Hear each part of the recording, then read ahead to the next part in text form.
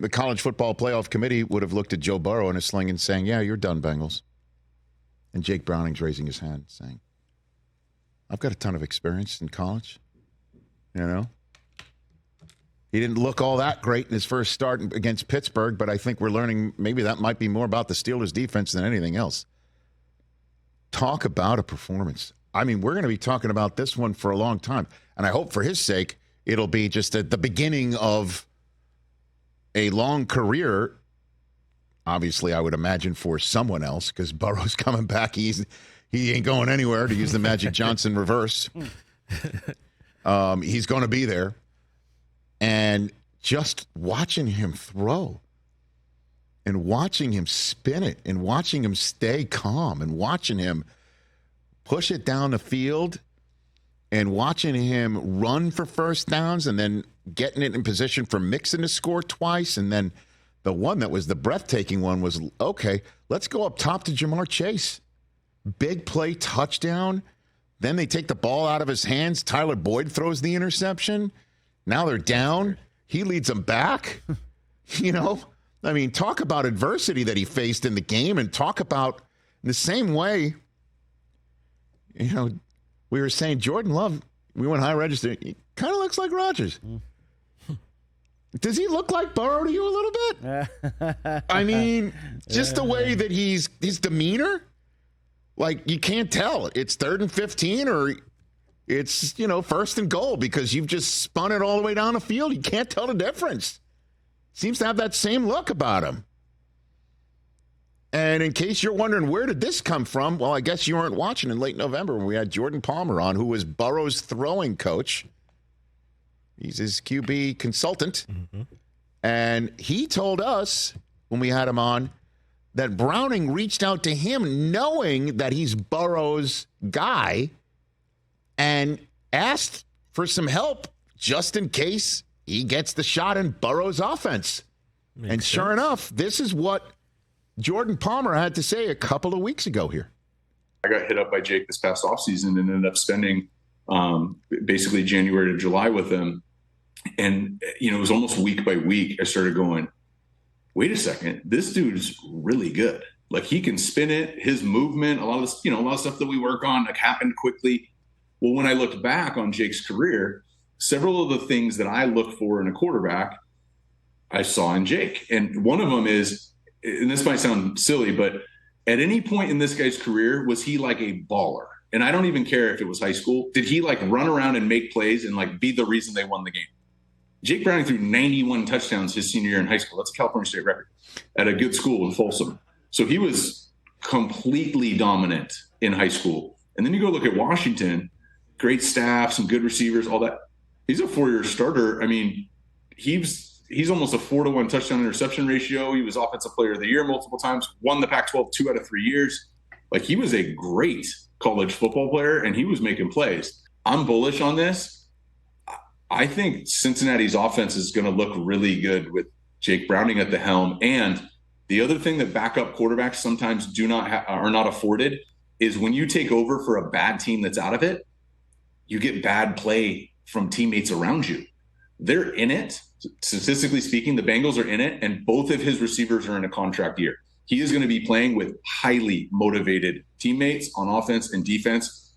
So I think he's set up to have a very successful run here. Jordan Palmer. Nostra Palmer. He was on it. Yeah, he was. And so the question is, how does Jake Browning handle this, right? 32 or 37. Come on. Just crazy. How does he handle it, right? Is it going to his head? This is what he had to say after the contest, after he crushed it on Monday night to save the Bengals season. Because guess what? If they went to 5-7, they would lose all contact with the group of 7 and 5 teams. There's a Texans 7 and 5 team that's not even in the playoffs right now because there's 3 others in front of them. This is what he had to say. I mean, we got, I think, 2 games in 12 days, so kind of got to get moving quickly. But, I haven't played a lot of football, but it's not like I'm not used to winning. Like, I've won a lot of games in my career. None of them have been in the NFL until today, which is obviously noteworthy. But, I'm used to winning. I've won a lot of football games in my life. That's right. All the Washington Husky fans that are excited for the Sugar Bowl are like, damn straight you did. The issue are the numbers. The numbers for them moving forward, that's the issue. They're 0-6 in conference, I mean. Or 2-6 in conference. Pardon me. 2-6 in conference. 0-4. They're 0-4 in division. Yeah. The tiebreakers are not very good. No bueno. But they do have one over the Bills, which may come in handy at some point. Mm-hmm. Right now, it's got them 10th over the 11th place Bills. The Broncos are sitting above all of them. Because the Broncos 3-5 in conference. As we know, the Bengals are? Broncos. The Broncos are right. Yeah, that's why they're ahead. That's right. Yeah. And they've also beaten the Bills. So that's why they were ahead of the Bengals, and the Bengals and the Broncos take care of the Bills. Anyway, long story short is there's a long way to go, but if they win out, there's a shot. And you could sit here and say, good luck winning out. Well, Cincinnati's next game is home against Indianapolis, one of the teams they have to be in front of. So they could get that tiebreak taken care of like that.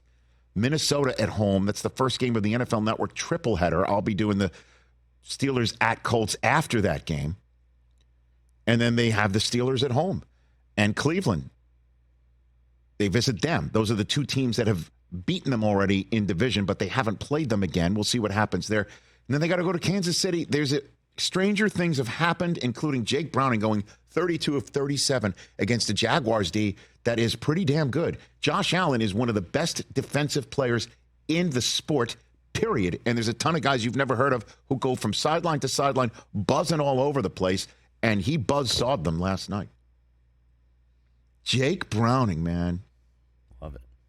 And again, it's unfortunate that they're not making the playoffs because there's a group of people who say there is the backup. Except that's never happened because it's the NFL and so it's not the same. I know there's an apple and there's an orange, but the concept is the same. Sorry, you're not good because it's your backup. We don't trust you. Right and now. the one game that the kid who was the backup, he gets concussed. He doesn't even get another shot. We'll just take care of you. We'll just remove you.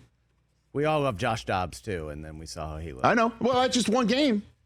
Maybe he's going to come back. Never know. Unlikely. Hey, the Raiders Josh game. Dobbs, that one good game he had. The Raiders game that the Eagles won, that Chris Long pushed back to take your side of this whole point, with me saying that the college football playoff committee would have eliminated the Eagles. They won the Super Bowl because they lost their MVP quarterback. They won that game. They looked terrible in that game, and that's exactly why they were underdogs every game during their stretch that they won the Super Bowl and beating Tom freaking Brady with Foles. So I'm just saying, you don't know. You don't. You don't know.